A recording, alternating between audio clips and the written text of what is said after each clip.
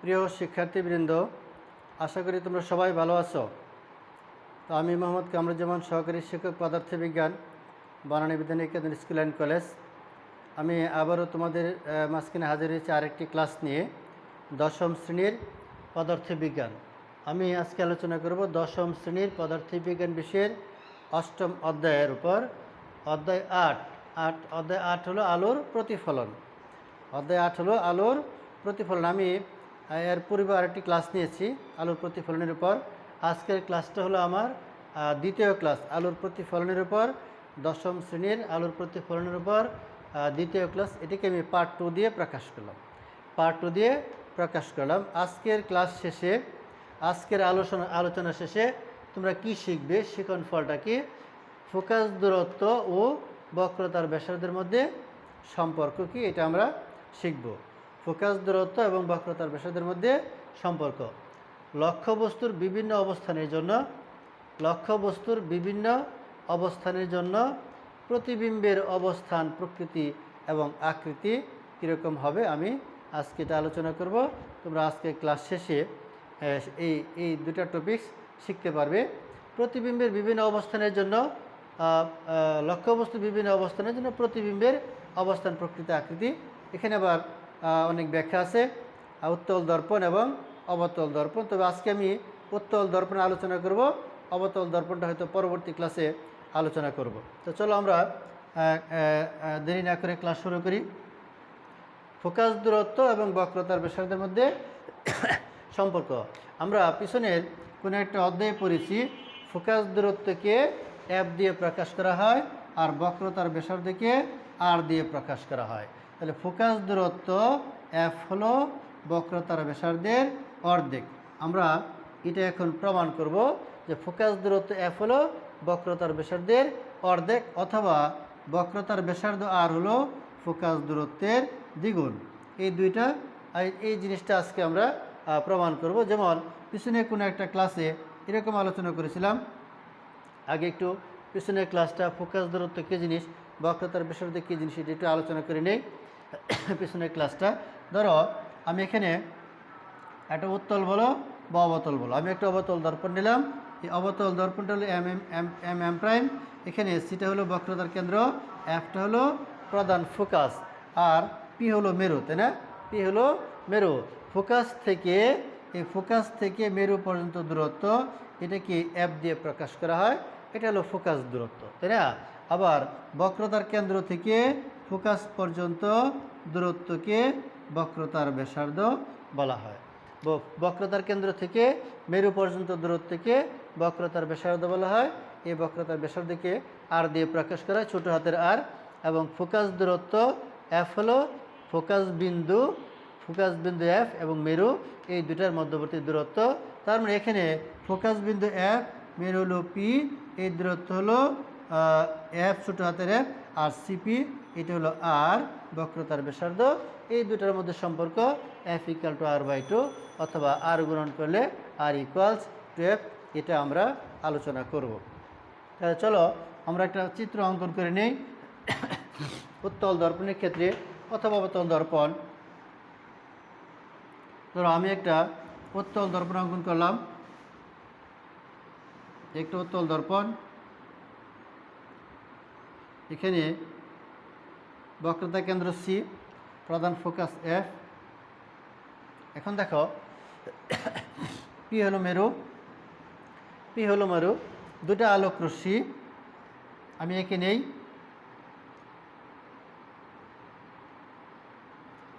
দর্পণের সামনে দুটা বস্তু, একটা এ বস্তু একটা বি বস্তু, দুটা আলোক রশ্মি আসবে, তাই না? তাহলে আলোক রশ্মি এ বিন্দু থেকে দর্পণে আপতিত হলে সেটা কি প্রতিফলিত হবে প্রতিফলনের নিয়ম অনুসারে, তাই না? প্রতিফলিত হবে প্রতিফলনের নিয়ম অনুসারে। তাহলে প্রতিফলিত হবে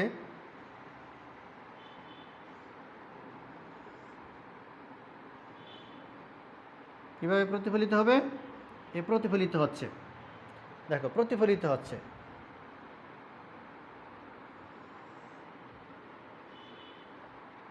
তাহলে এ থেকে একটা আলোক রশ্মি দর্পণে কোনো একটা বিন্দুতে বাধা পেয়ে প্রতিফলিত হবে। এখানে আমরা এই বিন্দুটাকে এম দিয়ে প্রকাশ করলাম, ফলে এই কোণটা হলো আপতন কোণ, এটিকে আমরা থিটা আই দিয়ে প্রকাশ করলাম, আর এটা হলো প্রতিফলন কোণ, থিটা আর দিয়ে প্রকাশ করলাম। আপতন কোণ থিটা আই, প্রতিফলন কোণ থিটা আর, তাই না?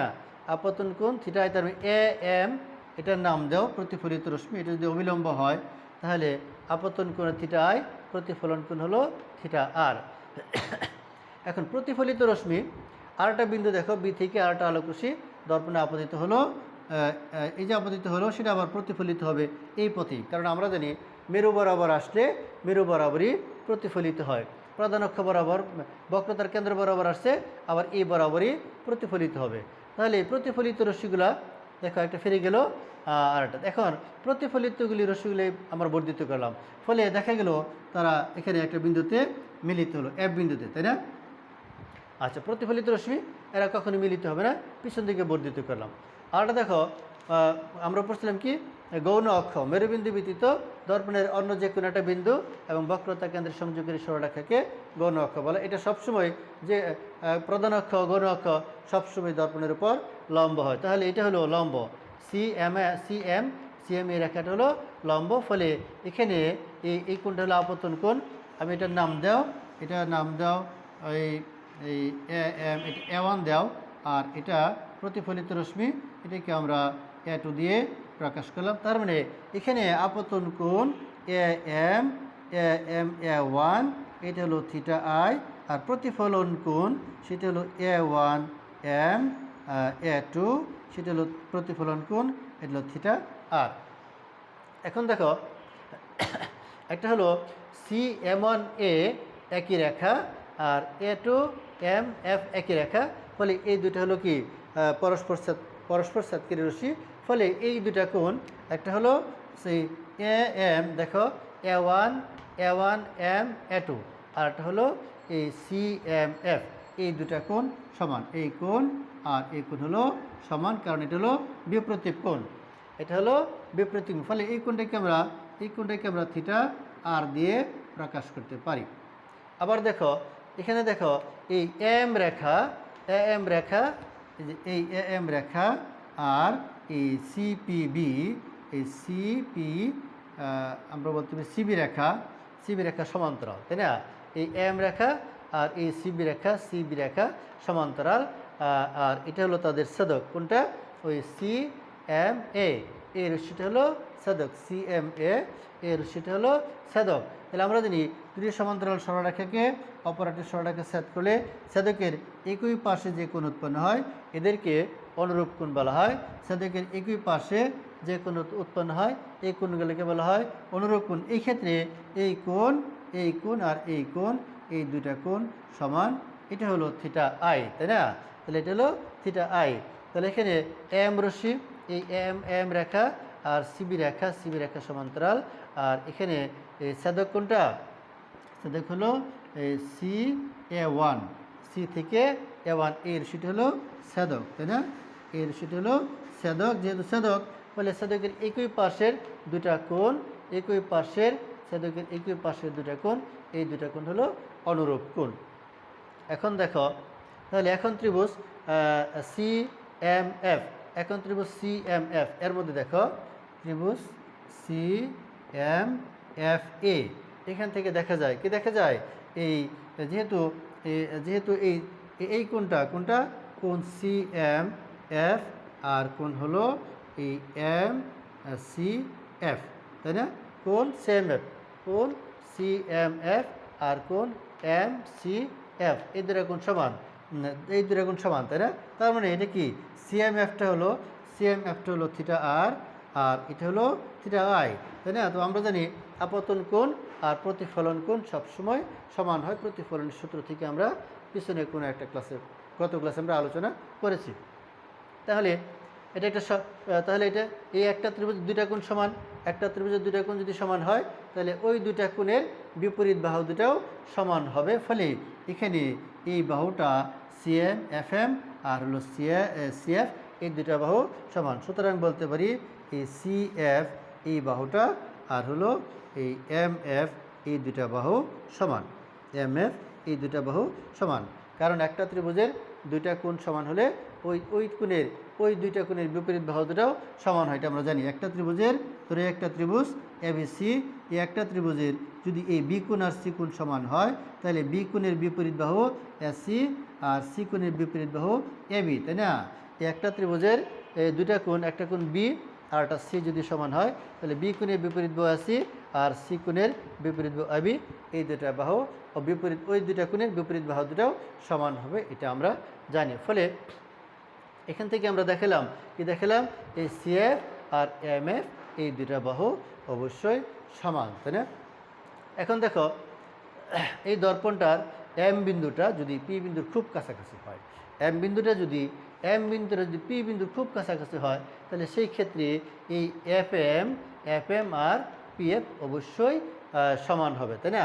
এম বিন্দু যদি সি বিন্দুর খুব এম বিন্দু যদি পি বিন্দুর খুব কাছাকাছি হয়, ধরো এখানে এই এম বিন্দুটা একেবারে এরকম পি বিন্দুর খুব কাছাকাছি, তাহলে সেই ক্ষেত্রে এই এম এফ আর পিএফ একই রকম হবে। তাহলে আমরা বলতে পারি যে এম এফ আর পিএফ আর পিএফ অবশ্যই সমান, তাই না? এই এম এফ আর পিএফ অবশ্যই সমান। তাহলে দেখো, এখানে প্রথম দেখালাম কি ত্রিভুজ সি এম এফ এর মধ্যে এই সি এফ বাহু আর হলো এই এম এফ বাহু সমান। আবার এম বিন্দু যদি পি বিন্দুর খুব নিকটবর্তী হয়, খুব কাছাকাছি হয়, তাহলে আমরা বলতে পারি এই M F R P F সমান। তাহলে বলতে পারি এখানে সি এফ সমান এম এফ সমান হলো পি এফ, তাই না? সি এফ সমান এম এফ সমান পি এফ। তাহলে বলতে পারছি এই সি এফ সমান এম এফ সমান এম এফ সমান হলো পি এফ। এই তিনটা বাহুই প্রত্যেকটাই পরস্পরের সমান। তাহলে এখান থেকে আমরা বলতে পারছি কি, এখান থেকে দেখা যাচ্ছে যে এই এম এফ, এই পি এফ এবং সি এফ, সুতরাং বলতে পারি এই পি এফ এবং সি এফ সমান, পি এফ এবং সি এফ সমান।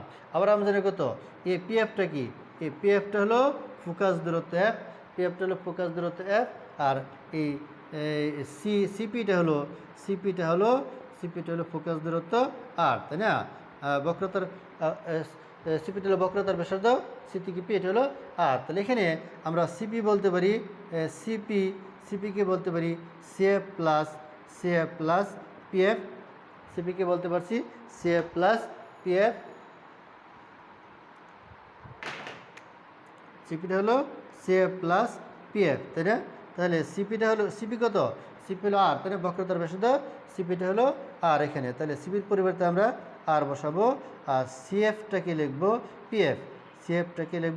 পিএফ, কারণ একটু আগে সিএফ আর পিএফ এই দুটো আমরা সমান করেছি, আর এটাও পিএফ। ফলে এই আর হলো 2 ইন্টু পিএফ, আর হলো 2 ইন্টু পিএফ, বা আমরা বলতে পারি আর সমান 2 ইন্টু পিএফটা হলো কি, পিএফটা হলো বক্রতার ফোকাস দূরত্ব এফ, তাই না? সুতরাং এখান থেকে আমরা বলতে পারি কি এফ সমান কত, এফ সমান হলো r/2, অর্থাৎ ফোকাস দূরত্ব বক্রতার ব্যাসার্ধের অর্ধেক, তাহলে আমরা বুঝলাম ফোকাস দূরত্ব এবং বক্রতার ব্যাসার্ধের মধ্যে একটা সম্পর্ক, সেটা হলো r=12 অথবা f=r/2। এখন আসো লক্ষ্যবস্তুর বিভিন্ন অবস্থানের জন্য প্রতিবিম্বের অবস্থান, প্রকৃতি এবং আকৃতি নির্ণয়। লক্ষ্যবস্তুর বিভিন্ন অবস্থানের জন্য 2 নম্বর পয়েন্ট,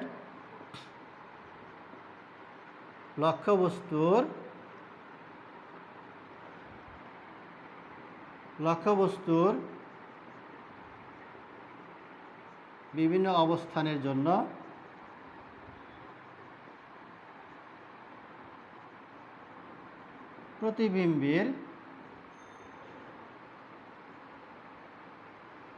প্রতিবিম্বের অবস্থান,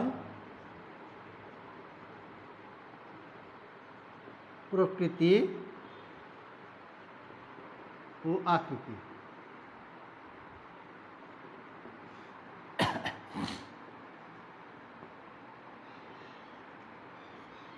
লক্ষ্যবস্তুর বিভিন্ন অবস্থানের জন্য দেখো, লক্ষ্যবস্তুর বিভিন্ন অবস্থানের জন্য প্রতিবিম্বের অবস্থান প্রকৃতি এবং আকৃতি কীরকম হবে এখন আমরা এটা নির্ণয় করব।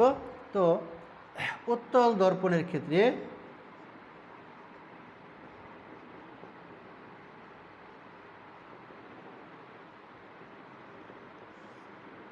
আজকে আলোচনা করব উত্তল দর্পণের ক্ষেত্রে লক্ষ্যবস্তুর বিভিন্ন অবস্থানের জন্য প্রতিবিম্বের অবস্থান প্রকৃতি আকৃতি কি। পরবর্তী ক্লাসে আমরা অবতল দর্পণটা আলোচনা করব। তো আমি একটা উত্তল দর্পণ এঁকে নেই। এই একটা উত্তল দর্পণ, এটাকে নাম দিলাম এমপি, এম প্রাইম একটি উত্তল দর্পণ। সেটা হলো বক্রতার কেন্দ্র, এফটা হলো ফোকাস বিন্দু বা প্রধান ফোকাস। এখন লক্ষ্যবস্তুর সামনে, দর্পণের সামনে একটা বিস্তৃত লক্ষ্যবস্তু, প্রধান অক্ষের উপর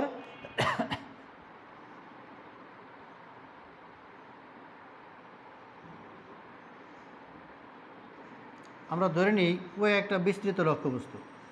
আমরা ধরে নিলাম দর্পণের সামনে ও একটা বিস্তৃত লক্ষ্যবস্তু। এখন এই লক্ষ্যবস্তুর এই বিস্তৃত লক্ষ্যবস্তু ও এর অবস্থানটা কোথায় হবে, এটা প্রকৃতি কীরকম, এটা কি বাস্তব না অবাস্তব, এটা কি সোজা হবে না উল্টা হবে, আর আকৃতিটা মানে প্রতিবিম্বের আকারটা কীরকম হবে লক্ষ্যবস্তুর তুলনায় ছোট না বড়, সেটা আমরা আলোচনা করব। এখন আমরা জানি প্রধান অক্ষের সমান্তরাল কোনো আলোকরশ্মি দর্পণে আপতিত হলে, প্রধান অক্ষের সমান্তরাল কোনো আলোকরশ্মি দর্পণে আপতিত হলে সেটা ফোকাস দিয়ে যাবে, তাই না? ফোকাস দিয়ে যাবে। তো ফোকাস দিয়ে তো যাবে না, কারণ এটা প্রতিফলিত হবে, রশ্মিটা প্রতিফলিত হবে। প্রতিফলিত রশ্মিকে যদি পিছন দিকে বর্ধিত করি তাহলে মনে হবে ফোকাস থেকে আসছে। হ্যাঁ, তাহলে এটা রশ্মি আঁকি।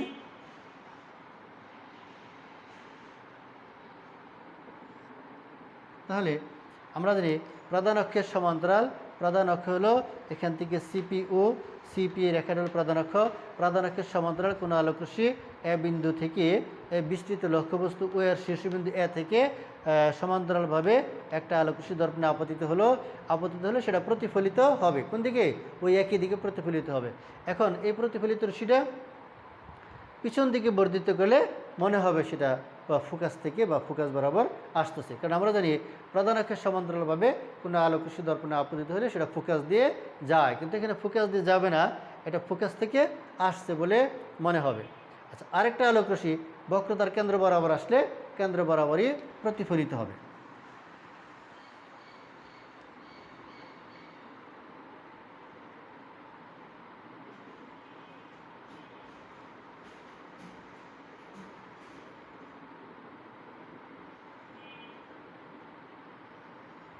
দেখো, আরেকটা আলোকরশ্মি বক্রতার কেন্দ্র বরাবর আসছে, ধরে নিলাম এই আলোকরশ্মিটা বক্রতার শীর্ষবিন্দু থেকে বক্রতার কেন্দ্র বরাবর আসতেছে, বক্রতার কেন্দ্র বরাবর আসছে। এখন এটা কেন্দ্র বরাবরই প্রতিফলিত হবে, তাই না? কেন্দ্র বরাবরই প্রতিফলিত হবে। এখন এই প্রতিফলিত রশ্মি, একটা প্রতিফলিত রশ্মি, দেখো তীর চিহ্ন দেওয়া আছে, এখানে তীর চিহ্ন দেওয়া আছে, এ একটা প্রতিফলিত রশ্মি, এ একটা প্রতিফলিত রশ্মি, এরা কখনোই মিলিত হবে না, তাই না? কিন্তু এদেরকে পিছন দিকে বর্ধিত করলে মনে হবে তারা একটা বিন্দুতে মিলিত হচ্ছে। তাহলে আমি এই বিন্দুটিকে নাম দিলাম এ প্রাইম। তাহলে এই বিন্দুটার নাম দিলাম এ প্রাইম। আরেকটা আলোকরশ্মি এই বিস্তৃত লক্ষ্যবস্তুর পাদবিন্দু উ থেকে, আরেকটা আলোকরশ্মি বিস্তৃত লক্ষ্যবস্তু ও এর পাদবিন্দু উ থেকে মেরু বরাবর যদি আসে তাহলে সেটা কি মেরু বরাবরই প্রতিফলিত হবে। আমি এখানে তীর চিহ্ন দিয়ে প্রকাশ করলাম বিস্তৃত লক্ষ্যবস্তু ও এর পাদবিন্দু ও থেকে একটা আলোকরশ্মি মেরু বরাবর আসলো বা বক্রতার কেন্দ্র বরাবর আসলো, এটা আবার এই পথেই ফিরে যাবে, তাই না? তা যেহেতু বিস্তৃত লক্ষ্যবস্তুরা প্রধান অক্ষের উপর এরকম সোজা লম্বালম্বিকভাবে দাঁড়ানো আছে, ফলে প্রতিবিম্বটাও সোজাই হবে। এখন আমরা জানি এই বিস্তৃত লক্ষ্যবস্তুর শীর্ষবিন্দু এর একটা বিম্ব পেয়ে গেছি, সেটা হলো এ প্রাইম। এখন এ প্রাইম থেকে যদি আমরা এই প্রধান অক্ষের উপর একটা লম্ব অঙ্কন করি, ধরো আমি একটা লম্ব অঙ্কন করলাম, এই লম্বটা প্রধান অক্ষকে ও প্রাইম বিন্দুতে ছেদ করলো, তাহলে এই লম্বটা প্রধান অক্ষকে ও প্রাইম বিন্দুতে ছেদ করলো। তাহলে এই এ প্রাইম ও প্রাইম অথবা ও প্রাইম এ প্রাইম, এ প্রাইম ও প্রাইম এটাই হলো বিস্তৃত লক্ষ্যবস্তু ও এর অবাস্তব প্রতিবিম্ব। বিস্তৃত লক্ষ্যবস্তু ও এর অবাস্তব প্রতিবিম্ব। অবাস্তব কেন? কারণ এটা ধরা ছোঁয়ার ভিতরে, এটা ধরাও যাবে না, ছোঁয়াও যাবে না, শুধু অনুভব করা যাবে। যেমন তোমরা যখন আয়নার সামনে দাঁড়াও, আয়নার সামনে দাঁড়ায় তোমরা তোমাদের ছবি দেখো, যখন ধরো মাথা চুল আঁচড়ালা, তখন আমাদের ছবিটাকে আয়নার ভিতরে, গ্লাসের ভিতরে দেখা যায়, তাই না? ওটা ধরা যায় না, ছোঁয়াও যায় না, ভিতরে থেকে। এটাকে অবাস্তব বলা হয়। যেটা ধরা যাবে, ছোঁয়া যাবে, সেটা হলো বাস্তব। ফলে এখানে বিস্তৃত লক্ষ্যবস্তু ও এর একটা অবাস্তব প্রতিবিম্ব ও প্রাইম এ প্রাইম পাওয়া গেল। এখন আমি এখানে বললাম কি, লক্ষ্যবস্তুর বিভিন্ন অবস্থানের জন্য প্রতিবিম্বের অবস্থান, প্রকৃতি এবং আকৃতি। তো আমি লক্ষ্যবস্তুর একটা অবস্থা নিয়েছি, লক্ষ্যবস্তুর একটা অবস্থান, এখানে ও এটা নিয়েছি। এই ও বিস্তৃত লক্ষ্যবস্তুর আমরা একটা প্রতিবিম্ব পাইলাম, তাই না? তাহলে এই প্রতিবিম্বের অবস্থানটা কোথায়? প্রতিবিম্বের অবস্থান, প্রতিবিম্বের অবস্থান দেখো এখানে এফ এবং পি এর মাঝখানে। এফ ফোকাস এবং মেরু, ফোকাস ও মেরুর মাঝখানে। তাহলে আমরা লিখতে পারি যে ফোকাস ও মেরু বিন্দুর মাঝখানে, তাই না? মাঝখানে যে কোনো জায়গায় হতে পারে। লক্ষ্যবস্তুর বিভিন্ন অবস্থানের জন্য এই প্রতিবিম্বের অবস্থান ফোকাস এবং এই মেরু, ফোকাস এবং মেরুর মাঝখানে যে কোনো জায়গায় হতে পারে অবস্থান। তাহলে প্রকৃতিটা কীরকম হবে? প্রকৃতিটা হলো অবাস্তব, অবাস্তব ও সোজা। অবাস্তব এবং বস্তুটা হলো সোজা। তার মানে লক্ষ্যবস্তুর শীর্ষ যেদিকে, লক্ষ্যবস্তুর শীর্ষ যেদিকে, প্রতিবিম্বের শীর্ষ একই দিকে হলো। তাহলে অবাস্তব এবং সোজা। আর আকৃতি কীরকম, দেখতে কীরকম? প্রকৃতি এবং আকৃতি, প্রকৃতি আকৃতি দেখতে কীরকম? দেখো লক্ষ্যবস্তুর হলো ওয়ে, লক্ষ্যবস্তুর হলো ওয়ে, আর প্রতিবিম্বটা হলো ও প্রাইম এ প্রাইম। অবশ্যই দেখতে ছোট দেখা যায়। তাহলে আমরা লিখতে পারি ছোট না, লক্ষ্যবস্তুর তুলনায়, লক্ষ্য বস্তুর তুলনায় ছোট, তাই না? লক্ষ্যবস্তুর তুলনায় ছোট, অথবা আরেকটা শব্দ খর্বিত, ছোট, ছোট বা খর্বিত লক্ষ্যবস্তু। তার মানে প্রতিবিম্বের আকার লক্ষ্যবস্তুর আকারের তুলনায় ছোট হবে।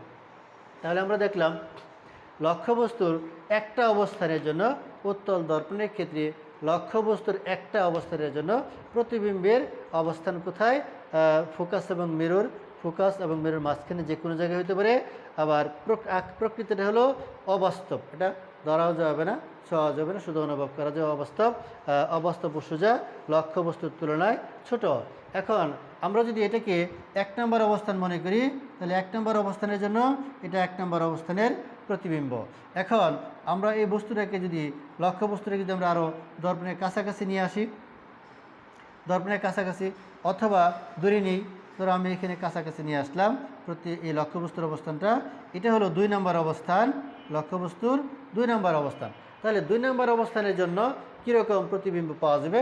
অনুরূপভাবে একটা আলোক রশ্মি সমান্তরালভাবে আসলে ফোকাস দিয়ে যাবে, আরেকটা আলোক রশ্মি কি, আরেকটা আলোক রশ্মি বক্রতার কেন্দ্র বরাবর,